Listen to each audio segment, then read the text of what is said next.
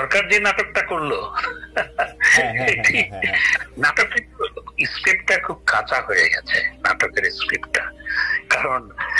কারণ এখন তো সোশ্যাল মিডিয়ার যুগ, সরকারের নির্দেশেই সেখানে নূরের উপর হামলা হয়েছে। কারণ নূরকে অন্য কেউ মারেনি, নূরকে মেরেছে সেনাবাহিনীর সদস্যরা এবং পুলিশের সদস্যরা। এবং লাল ড্রেস পরা যেই লোকটির ছবি ভাইরাল হয়েছে, সেই পরে অনেকেই সরকারের কেউ কেউ বলেছে সেই ছবিটা হচ্ছে একজন পুলিশ কনস্টেবল। তা এখন দেখা যাচ্ছে তাহলে সরকারই তাকে মেরেছে, আবার সরকার আবার এটার বিরুদ্ধে বিবৃতি দিয়েছে। দেখছে অবস্থাটা গতি হয়ে যাওয়ার পর সরকার আবার বিবৃতি দিয়েছে, আবার অনেকে তাকে দেখতেও গেছে। ফোন করে প্রধান উপদেষ্টা হচ্ছে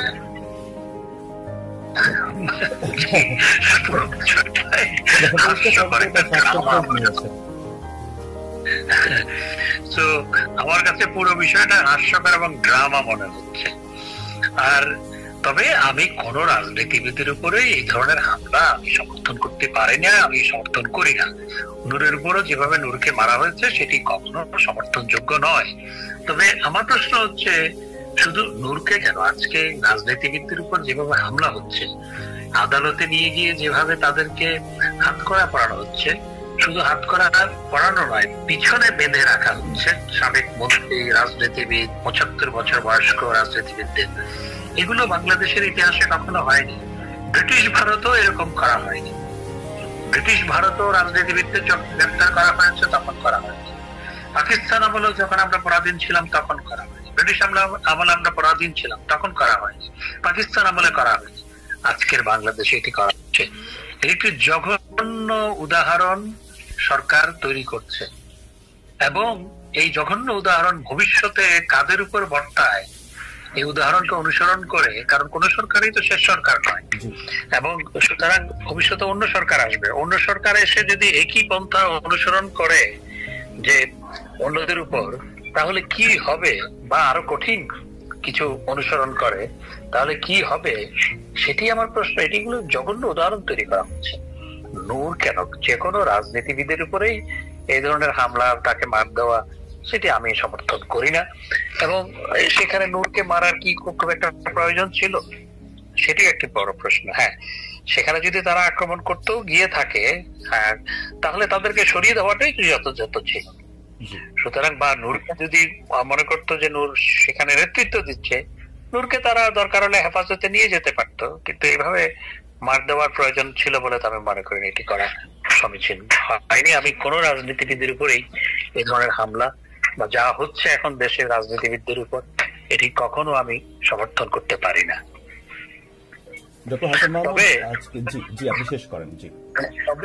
তবে সরকার যে নাটকটা করলো,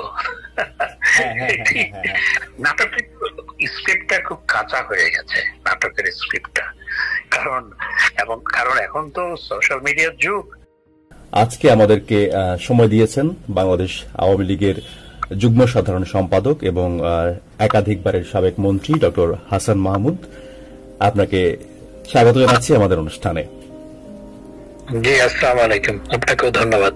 জি, ওয়ালাইকুম আসসালাম। ডক্টর হাসান মাহমুদ, আমি আপনাকে সরাসরি একেবারেই গুরুত্বপূর্ণ একটা প্রশ্নে নিয়ে যেতে চাই শুরুতেই। সেটা হচ্ছে, আপনি জানেন যে এই 28 তারিখে চলতি মাসের বাংলাদেশের যে ঢাকা রিপোর্টার্স ইউনিটি ডিআরইউতে মঞ্চ 71 নামে মুক্তিযোদ্ধাদের একটা অনুষ্ঠান এখানে হচ্ছিল। সেই অনুষ্ঠানে হঠাৎ করেই অতর্কিত হামলা চালায় জামাত, বিএনপি, শিবির থেকে শুরু করে নানান শ্রেণী পেশার লোকজন। সেখানে আপনি জানেন যে সাবেক একজন মন্ত্রী, বীর মুক্তিযোদ্ধা লতিফ সিদ্দিকী, ঢাকা বিশ্ববিদ্যালয়ের একজন অধ্যাপক জনাব কার্জন এবং সাংবাদিক সহ, এবং নেত্রকোনা জেলা কৃষক লীগের সভাপতি কেশব রঞ্জনের যে ছবিটি সামাজিক যোগাযোগ মাধ্যমে সবচেয়ে বেশি ভাইরাল হয়েছে, তার রক্তে লাল হয়ে যাওয়া পাঞ্জাবি, এই ব্যাপারটাকে আপনি কিভাবে দেখেন? আসলে এই বাক স্বাধীনতার উপর কতটুকু আক্রমণ আর ন্যাক্কারজনক বলে আপনার কাছে মনে হয়? যে ঘটনাটি ঘটেছে ঢাকা রিপোর্টার্স ইউনিটিতে, এটা ন্যাক্কারজনক বললেও এই ঘটনার সঠিক বর্ণনা হয় না, বা এই ঘটনার বর্ণনা শুধু ন্যাক্কারজনক শব্দ দিয়েই বলা মুশকিল। অর্থাৎ কোন ধরনের বাক স্বাধীনতা যে নাই, এবং মুক্তিযুদ্ধের পক্ষে কথা বলাটাই যে অপরাধ আজকের বাংলাদেশে, সেটিরই উগ্র নগ্ন বহিঃপ্রকাশ, সন্ত্রাসী বহিঃপ্রকাশ হচ্ছে সেদিনকার ঘটনা। মঞ্চ 71 একটি অরাজনৈতিক সংগঠন এবং লতিফ সিদ্দিকী বীর মুক্তিযোদ্ধা, তাকেও আওয়ামী লীগ থেকে বের করে দেওয়া হয়েছে সেই 2015 সালে। এবং একজন সাংবাদিক মঞ্জুরুল বুলবুল এবং ঢাকা বিশ্ববিদ্যালয়ের ল বিভাগের অধ্যাপক কার্জন এবং আরো অনেককেই গ্রেপ্তার করা হয়েছে, 16 জনকে গ্রেপ্তার করা হয়েছে। প্রথমত সেই মিটিং এ মুক্তিযুদ্ধের পক্ষে কথা বলার জন্যই সেই মিটিং এর আয়োজন করা হয়েছিল ঢাকা রিপোর্টার্স ইউনিটির মতো একটি কার্যালয়ে, যেটি ঢাকায় কর্মরত বা বাংলাদেশে কর্মরত রিপোর্টারদের একটি সংগঠন। সেখানে সব দল মতের মানুষকে সেখানে আলোচনা সভা করে, সেমিনার করে, বক্তব্য রাখে, প্রেস কনফারেন্স করে। অর্থাৎ সেই জায়গাটিও প্রথমত এটি দুটি বিষয়ের উপর হামলা। একটি হচ্ছে ঢাকা রিপোর্টার্স ইউনিটিতে হামলা, সেটি হচ্ছে সাংবাদিকদের উপর হামলা, সাংবাদিকদের প্রতিষ্ঠানের উপর হামলা। দ্বিতীয়ত এই আলোচনা সভায় হামলা করে সেটিকে বন্ধ করে দেওয়া, মত প্রকাশের স্বাধীনতার উপর হামলা। তৃতীয়ত সেখানে যেভাবে জামাতের নেতৃত্বে হামলা পরিচালনা করা হয়েছে, সেই হামলাটি হচ্ছে মুক্তিযুদ্ধের উপর হামলা। আমাদের যে বাংলাদেশ মুক্তিযুদ্ধের মাধ্যমে স্বাধীন হয়েছে, সেই মুক্তিযুদ্ধের উপর হামলা, প্রকারান্তরে বাংলাদেশের উপর অস্তিত্বের উপর হামলা। এটি এবং সবচেয়ে বড় ব্যাপার হচ্ছে কি, যারা হামলা করলো তাদের বিরুদ্ধে কোনো ব্যবস্থা গ্রহণ না করে সরকার ন্যাক্কারজনক ভাবে যারা হামলার শিকার হলো, যারা সেখানে মত প্রকাশ করতে গিয়েছিলেন, তাদেরকে গ্রেফতার করলো এবং 12 ঘন্টা পর মামলা দিল। তাহলে সরকার দেশটাকে, এখন যে যারা দেশ পরিচালনা করছে, তারা দেশটাকে কোথায় নিয়ে যেতে চায়? তারা কি বলতে চায় যে মুক্তিযুদ্ধের পক্ষে কথা বলাটা অপরাধ? তারা কি বলতে চায় যে সাংবাদিকরা লিখলে বললে সেটি অপরাধ? তারা কি বলতে চায় বুদ্ধিজীবী কিংবা ঢাকা বিশ্ববিদ্যালয়ের অধ্যাপক তারাও কথা বলতে পারবে না? তাহলে দেশটাকে আমরা কোথায় নিয়ে যাচ্ছি? তা আমি তো প্রচন্ড শঙ্কিত আমাদের দেশ, জাতি, দেশের অস্তিত্ব নিয়ে। এই ঘটনাটা সত্যিকার অর্থে বাংলাদেশের উপরে আঘাত, এবং এটি বাংলাদেশের ইতিহাসে কখনো এই ধরনের ঘটনা ঘটেছে বলে আমার জানা নেই। ঢাকা রিপোর্টার্স ইউনিটিতে এই ধরনের ঘটনা আগে ঘটেছে বলে আমার জানা নেই। আমি বহুবার ঢাকা রিপোর্টার্স ইউনিটিতে গেছি, সম্ভবত 100 বার হবে, এবং ঢাকা রিপোর্টার্স ইউনিটিও এই ঘটনার নিন্দা জানিয়ে বিবৃতি দিয়েছে। তো আমি মনে করি সরকারের উচিত ছিল যে যারা হামলা করেছে তাদের বিরুদ্ধে ব্যবস্থা গ্রহণ করা। হ্যাঁ, তারা যেহেতু সেখানে যে মব সন্ত্রাস করা হয়েছিল, সেখান থেকে রক্ষা করার জন্য তাদেরকে নিরাপত্তায় নিয়ে তাদেরকে ছেড়ে দেওয়া, এবং যারা সেই হামলাটা পরিচালনা করেছে তাদের বিরুদ্ধে ব্যবস্থা গ্রহণ করা ছিল যথাযথ। সেটি না করে সরকার উল্টোটা করেছে। তাহলে কি বার্তা দিতে চাচ্ছে বর্তমানে যারা দেশ পরিচালনা করছে? আমি তো শঙ্কিত। আমি না, সমগ্র দেশের মানুষ শঙ্কিত, মুক্ত মনের, মুক্ত চিন্তার সমস্ত মানুষ শঙ্কিত এই ঘটনার পর। এবং আমি আশা করব যে সাংবাদিকরা এ নিয়ে আরো সোচ্চার প্রতিবাদ জানাবে। সাংবাদিকদের কণ্ঠ তো একেবারে রুদ্ধ করে দেওয়া হয়েছে। লেখালেখির হাতটাকেও, হাতের যেই হাত দিয়ে সাংবাদিকরা লিখছে সেখানে হাত কড়া পরানো হয়েছে। একজন সাংবাদিকের হাতে হাত কড়া পরানো হয়েছে। চিন্তা করতে পারেন, আমাদের দেশের সাংবাদিকরা আগে, আমরা যখন দেশ পরিচালনা করছিলাম, পান থেকে চুন ঘষলেই তো আপনার রাস্তায় দাঁড়াতো। এখন তাদের দেখি না কেন? সেটিও আমার একটা বড় প্রশ্ন মনের মধ্যে। ধন্যবাদ। এখানে একটু আমি আরেকটু ব্যাপারটাকে আপনার কাছে জানতে চাই। এই যে একটা প্রজন্মকে আমরা দেখতে পাচ্ছি যারা বয়সে তরুণ, কিশোর, তাদেরকে মুক্তিযুদ্ধ বিরোধী, মুক্তিযুদ্ধের বিপক্ষে দাঁড় করানোর একটা চেষ্টা হচ্ছে মবের নামে। মুক্তিযোদ্ধাদেরকে অপমান করে তারা উল্লাস করছে, যেটা অতি সম্প্রতি আমরা দেখেছি যে আরেকজন বীর মুক্তিযোদ্ধা, যিনি খালেদা জিয়ার উপদেষ্টা মন্ডলীর সদস্য ফজলুর রহমান অ্যাডভোকেট, তার বাসার সামনে যে নগ্নভাবে তাকে গিয়ে মবের মাধ্যমে অপমান করা হয়েছে, মূলত বোঝা যাচ্ছিল যে মুক্তিযুদ্ধকেই টার্গেট করা, এই যে একটা প্রজন্মকে মুক্তিযুদ্ধের বিপক্ষে দাঁড় করে দেওয়া হচ্ছে, এটার ভবিষ্যৎ কেমন বলে আপনি দেখেন? এটা তো পরিকল্পিতভাবে করা হচ্ছে। আসলে 5ই আগস্টের ঘটনাটা মূলত ঘটিয়েছে যারা আমাদের এই মুক্তিযুদ্ধ বিরোধী অপশক্তি, তো 5ই আগস্টের ঘটনাটা ঘটিয়েছে। মানুষের আবেগ, মানুষের আপনার মনের মধ্যে যে কিছুটা ক্ষোভ ছিল, সেগুলোকে কাজে লাগিয়ে ভিন্ন ভিন্ন খাতে প্রবাহিত করে যারা দেশটাই চায়নি, যারা বাংলাদেশের অস্তিত্বকেই স্বীকার করতে চায় না, যারা দেশটাই চায়নি, তাদেরই পরিকল্পনায় 5ই আগস্ট ঘটেছে। সুতরাং 5ই আগস্টের পর সেই পরিকল্পনা অনুযায়ী বাকি কাজগুলো করা হচ্ছে। ফজলুর রহমান সাহেব বিএনপি করেন, তিনি আওয়ামী লীগ করতেন বহু বহু বছর আগে, কয়েক দশক আগে, এবং তিনি অত্যন্ত স্পষ্টবাদী মুক্তিযুদ্ধের পক্ষে কথা বলতে গিয়ে। এবং সবচেয়ে আশ্চর্যজনক বিষয় হচ্ছে তিনি কথা বলার পর বিএনপি আবার তাকে শোকজ করেছে এবং 3 মাসের জন্য পদ স্থগিত করেছে। এটিও বিএনপির সাম্প্রতিক কর্মকাণ্ড, কথাবার্তার সাথে দ্বিচারিতা হচ্ছে।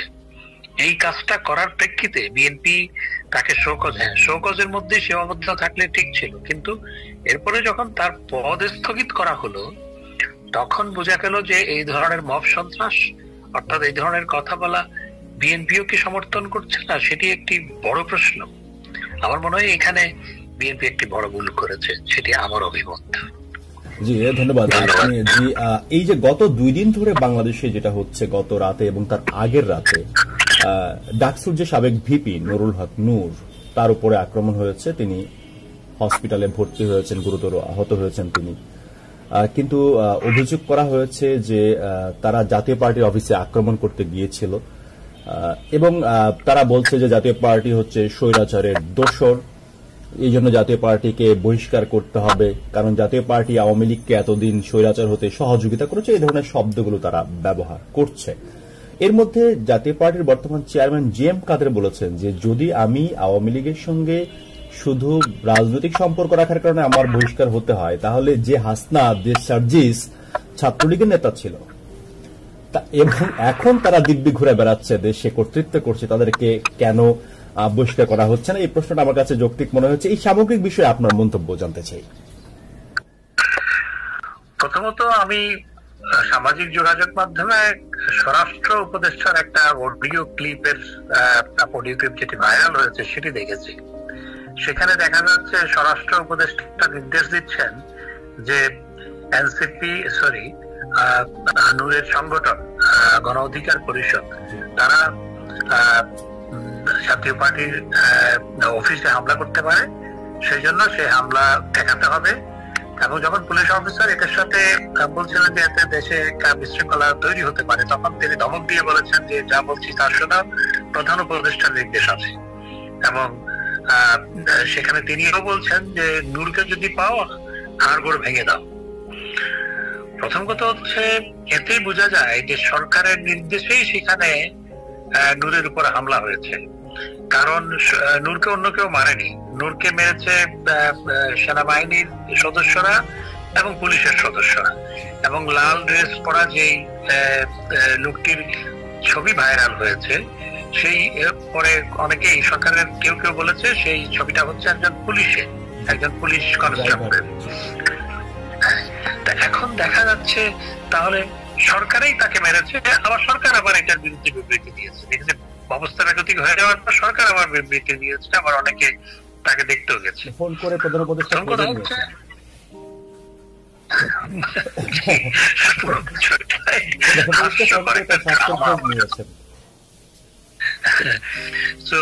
আমার কাছে পুরো বিষয়টা হাস্যকর এবং ড্রামা মনে হচ্ছে। আর তবে আমি কোন রাজনীতিবিদের উপরে এই ধরনের হামলা আমি সমর্থন করতে পারি না, আমি সমর্থন করি না। নূরের উপরও যেভাবে নূরকে মারা হয়েছে সেটি কখনো সমর্থনযোগ্য নয়।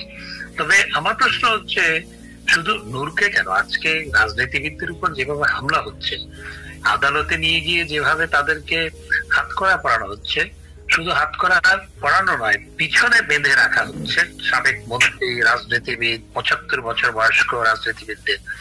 এগুলো বাংলাদেশের ইতিহাসে কখনো হয়নি, ব্রিটিশ ভারতও এরকম করা হয়নি। ব্রিটিশ ভারতও রাজনীতিবিদদের যখন গ্রেপ্তার করা হয়েছে তখন করা হয়েছে, পাকিস্তান আমলেও যখন আমরা পরাধীন ছিলাম তখন করা হয়েছে, ব্রিটিশ আমলে আমরা পরাধীন ছিলাম তখন করা হয়েছে, পাকিস্তান আমলে করা হয়েছে, আজকের বাংলাদেশে এটি করা হচ্ছে।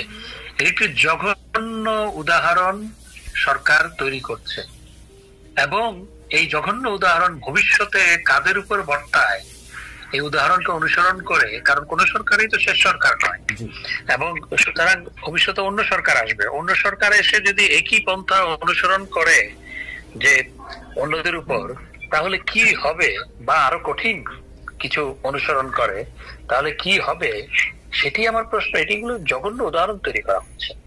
নূর কেন, যে কোনো রাজনীতিবিদের উপরেই এই ধরনের হামলা, তাকে মার দেওয়া, সেটি আমি সমর্থন করি না। এবং সেখানে নূরকে মারার কি খুব একটা প্রয়োজন ছিল, সেটি একটি বড় প্রশ্ন। হ্যাঁ, সেখানে যদি তারা আক্রমণ করতেও গিয়ে থাকে, হ্যাঁ, তাহলে তাদেরকে সরিয়ে দেওয়াটাই যথাযথ ছিল। সুতরাং বা নূরকে যদি মনে করতো যে নূর সেখানে নেতৃত্ব দিচ্ছে, নূরকে তারা দরকার হলে হেফাজতে নিয়ে যেতে পারতো, কিন্তু এইভাবে মার দেওয়ার প্রয়োজন ছিল বলে তো আমি মনে করি এটি করা সমীচীন হয়নি। আমি কোন রাজনীতিবিদের উপরেই এই ধরনের হামলা বা যা হচ্ছে এখন দেশের রাজনীতিবিদদের উপর, এটি কখনো আমি সমর্থন করতে পারি না।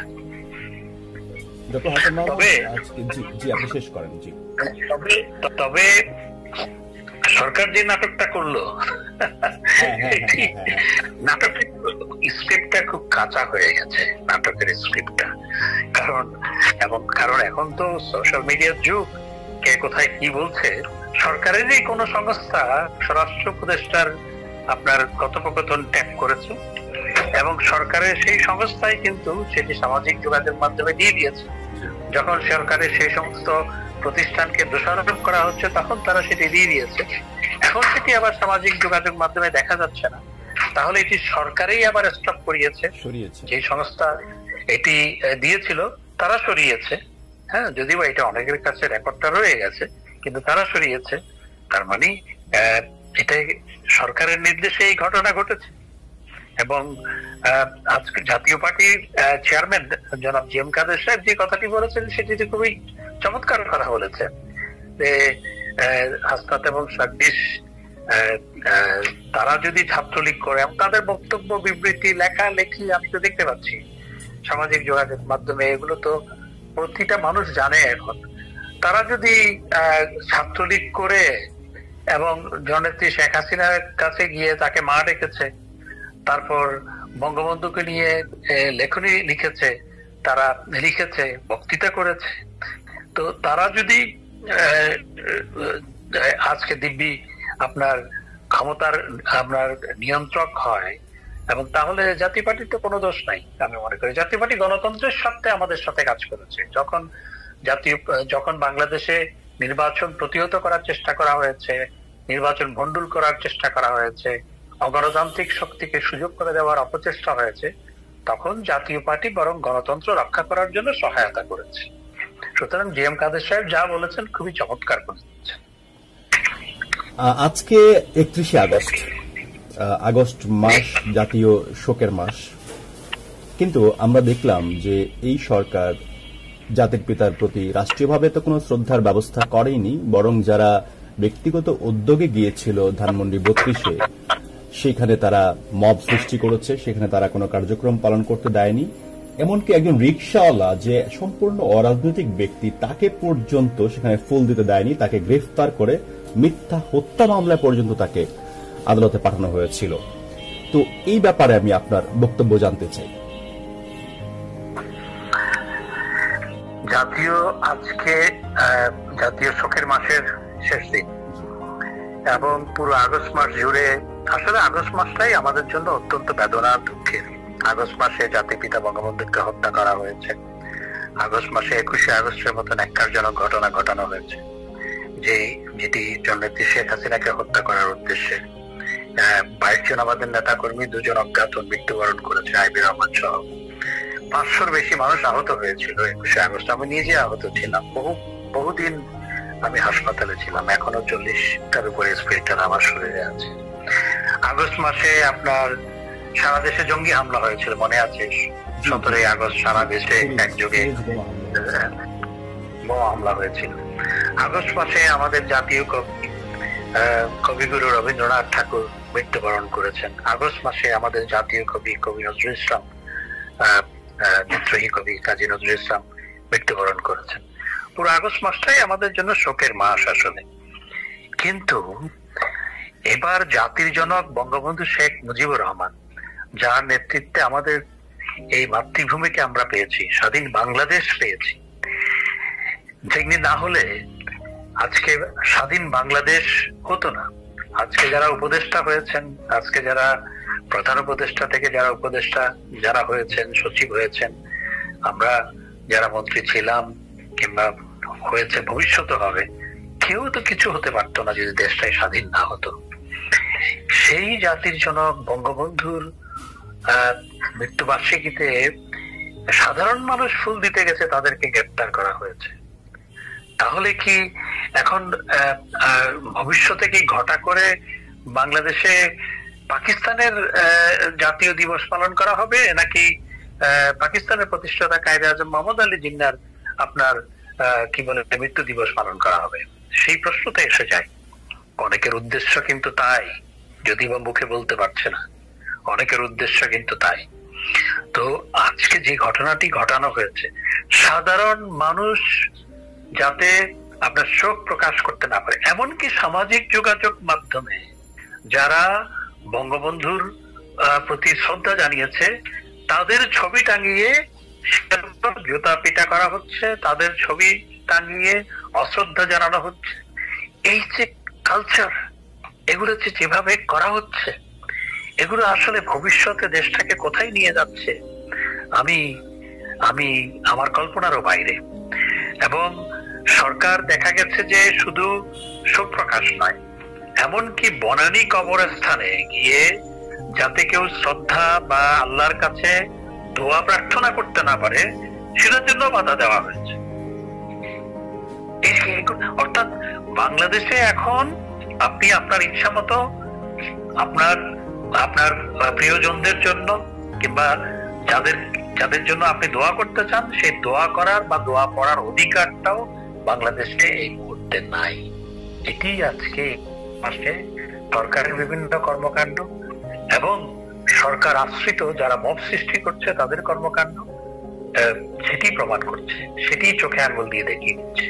এবং দুঃখজনক হলো সত্য, এই পরিস্থিতিতে আমরা আশা করেছিলাম যে বিভিন্ন রাজনৈতিক দল এগুলো নিয়ে যারা বাংলাদেশে ক্রিয়াশীল আছে এখন, তারা প্রতিবাদ জানাবে, কিন্তু তাদের পক্ষ থেকে আমরা প্রতিবাদ পাই। এমনকি বিএনপির লোকজন, জামাতের লোকজনের কথা আমি বাদই দিলাম, বিএনপির লোকজন পর্যন্ত এই ঘটনা প্রবাহের মধ্যে অংশগ্রহণ করেছে, যেটি অত্যন্ত দুঃখজনক, যেটি কখনোই সমর্থনযোগ্য না। এটি আমাদের সমাজকে নষ্ট করে দিচ্ছে, দেশকে নষ্ট করে দিচ্ছে, দেশের অস্তিত্বকে বিপন্ন করছে, যেটি আমাদের ভবিষ্যৎ চলার পথে এগুলো প্রচন্ড প্রতিবন্ধকতা হয়ে দাঁড়াচ্ছে, যেটি জাতির জন্য কখনো মঙ্গলজনক নয়। ধন্যবাদ। জি, আমি শেষ প্রশ্নের দিকে যাচ্ছি। সেটা হচ্ছে যে আপনি জানেন যে অন্তর্বর্তী সরকার ফেব্রুয়ারির প্রথম সপ্তাহেই প্রথমার্ধে তারা নির্বাচনের একটা ঘোষণা দিয়েছে এবং নির্বাচন কমিশন তাদের একটা রোড ম্যাপ গত সপ্তাহেই তারা ঘোষণা করেছে। তো এই যে ফেব্রুয়ারিতে নির্বাচন নিয়ে আওয়ামী লীগের সভানেত্রী শেখ হাসিনার ভবিষ্যৎ পরিকল্পনা কি এবং আপনাদের কি ধরনের কৌশল আপনারা গ্রহণ করছেন? দেখুন, যে নির্বাচন হতে যাচ্ছে, তো সেখানে দেখা যাচ্ছে স্পষ্টত আওয়ামী লীগকে তারা নির্বাচনে অংশগ্রহণ করতে দিতে চায় না। দেশের ইতিহাসে যত নির্বাচন হয়েছে, বাংলাদেশের ইতিহাসে সবচেয়ে কঠিন অবস্থা ছিল আমাদের জন্য, আওয়ামী লীগের জন্য 79-এর পার্লামেন্ট ইলেকশন। 79-এর পার্লামেন্ট ইলেকশনেও আমরা 35% মতো ভোট পেয়েছিলাম। যে ইলেকশনে আমাদের জনপ্রিয়তা কম ছিল বলে মানুষ মাত্র আমরা 39টি আসন পেয়েছিলাম, এবং আওয়ামী লীগের জনপ্রিয়তা আজকে আপনার দেশের প্রায় অর্ধেক জনগোষ্ঠী আওয়ামী লীগকে সমর্থন করে, এবং শেখ হাসিনা, আমাদের নেত্রী জননেত্রী শেখ হাসিনার অ্যাপ্রুভাল রেট আজকে 85-90%। অর্থাৎ আগেই ভালো ছিলাম, যদি নির্ভয়ে মানুষকে জিজ্ঞেস করেন যে চুপি চুপি বলো বা গোপনে বলো, তখন দেশের 90-95% মানুষ বলবে যে এটা আগেই ভালো ছিল। অর্থাৎ শেখ হাসিনার নেতৃত্বে আগে যে দেশ যেভাবে ছিল সেটি ভালো ছিল, তার অ্যাপ্রুভাল রেট অনেক হাই। সেই কারণে এখন সবাই শঙ্কিত, আওয়ামী লীগ যদি নির্বাচনে অংশগ্রহণ করে বা করতে পারে তাহলে কি ঘটে না কি ঘটে, সেজন্য শঙ্কিত দেখা যাচ্ছে। সেজন্য আওয়ামী লীগকে বাদ দিয়ে একটি ভাগ-বাটোয়ারা নির্বাচন করতে চাচ্ছে। তো এই ভাগ-বাটোয়ারা নির্বাচন নিয়ে আমাদের কোনো আগ্রহ নেই, তবে আমরা অবশ্যই নির্বাচনমুখী একটি দল, আমরা নির্বাচনে অংশগ্রহণ করতে চাই এবং আমাদের নেত্রী স্পষ্ট করেছেন যে একটি নিরপেক্ষ সরকারের অধীনে নির্বাচন হতে হবে এবং একটি লেভেল প্লেইং ফিল্ডের মাধ্যমে নির্বাচন হতে হবে। সেটি না হলে কোনো ভাগ-বাটোয়ারা নির্বাচন করে যে সরকার আসবে সেই সরকারও কোনো স্থিতিশীল সরকার হবে না, দেশেও কোনো স্থিতিশীলতা আসবে না এবং সেই নির্বাচন আন্তর্জাতিক মহলে কখনো গ্রহণযোগ্যতা পাবে না। সুতরাং এই ভাগ-বাটোয়ারা নির্বাচন আসলে দেশকে আরো অনিশ্চিত ভবিষ্যৎ দিকে নিয়ে যাবে। তবে ফেব্রুয়ারির প্রথমার্ধে নির্বাচনের কথা বলা হলো, এখন যেমন জামাত ইসলামী, এনসিপি সহ তারা আবার নির্বাচন চায় না, তারা নানা অজুহাত তৈরি করছে। তো সেই ক্ষেত্রে আদৌ নির্বাচন হবে কিনা, কিংবা এই নির্বাচন খেলা বা নির্বাচন বলে আপনার এই সরকার এখন দেশ পরিচালনা করছে তাদের একটি অংশ চায়, যেটি স্পষ্ট, একটি অংশ চায় সময় ক্ষেপণ করে আপনার ক্ষমতায় থেকে যাওয়া। তাদের একটি বড় অংশ সেটি চায়, যারা আসলে প্রকৃতপক্ষে ক্ষমতা নিয়ন্ত্রণ করছে তারা সেটি চায়। কিন্তু আমি মনে করি দেশের জন্য মঙ্গলজনক সব দলের অংশগ্রহণে একটি আপনার নিরপেক্ষ আপনার প্রশাসনের অধীনে, সরকারের অধীনে একটি নির্বাচন, সেই নির্বাচনের মাধ্যমে যারা ক্ষমতায় আসবে সেই নির্বাচনের মাধ্যমে যেই আসুক আমাদের কোনো আপত্তি থাকবে না। কিন্তু ভাগ-বাটোয়ারা নির্বাচন নিয়ে আওয়ামী লীগের কোনো আগ্রহ নেই। ডক্টর হাসান মাহমুদ, একটা প্রশ্ন আমি শেষ করবো। সেটা হচ্ছে, আমরা সম্প্রতি বিভিন্ন সংবাদ মাধ্যমে দেখতে পাই বা এই যে জাতীয় নাগরিক পার্টির নেতারা বলছেন, জামাতের নেতারা বলছেন, নুরুল লোকেরা বলা বলে শুরু করেছে যে আওয়ামী লীগ জাতীয় পার্টির কাঁধে ভর করে আবারও ক্ষমতার কাছাকাছি আসার একটা চেষ্টা করছে, এই কারণে তারা জাতীয় পার্টিকে মূল টার্গেট করেছে। এই প্রশ্নের জবাবে আপনি বা আওয়ামী লীগ কি বলতে চান? দেখুন, আওয়ামী লীগ কারো কাঁধের উপর ভর করতে হয় না।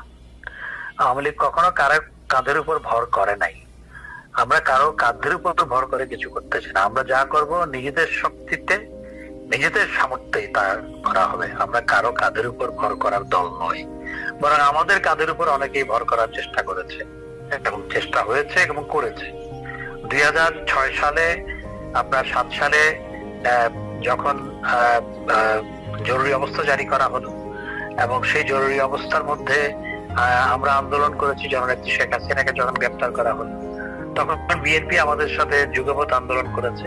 আমাদের আন্দোলনের প্রেক্ষিতে জননেত্রী শেখ হাসিনা যেমন মুক্তি পেয়েছিলেন, বেগম খালেদা জিয়াও মুক্তি পেয়েছিলেন। সুতরাং আমরা কারো উপর ভর করি না, আমাদের কারো উপর ভর করার কোনো প্রয়োজন নাই। ধন্যবাদ। জি, অনেক ধন্যবাদ। আমি দর্শকদের কাছ থেকে বিদায় নিয়ে নিচ্ছি। সম্মানিত দর্শক, জনমনের প্রশ্ন, ভয়েস অফ সুইডেনের আয়োজন আপনারা শুনছিলেন। আমাদের সঙ্গে আজকে অতিথি হিসেবে ছিলেন আওয়ামী লীগের যুগ্ম সাধারণ সম্পাদক এবং সাবেক মন্ত্রী ডক্টর হাসান মাহমুদ। ডক্টর হাসান মাহমুদ, আপনাকে অসংখ্য ধন্যবাদ আমাদের সময় দেওয়ার জন্য। সবাইকে ধন্যবাদ।